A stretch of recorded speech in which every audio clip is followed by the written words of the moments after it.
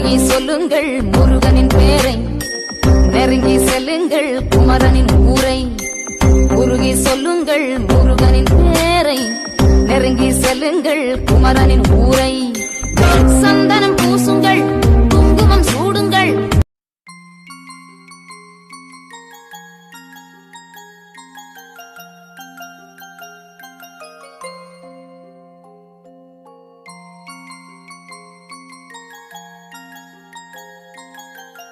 இறுதியாக சொல்லுகிறேன், என்னை வழிபடும் குடும்பத்தை எப்படியும் வாழ வைத்தே தீர வேண்டும் என்று முடிவு செய்திருக்கிறேன்.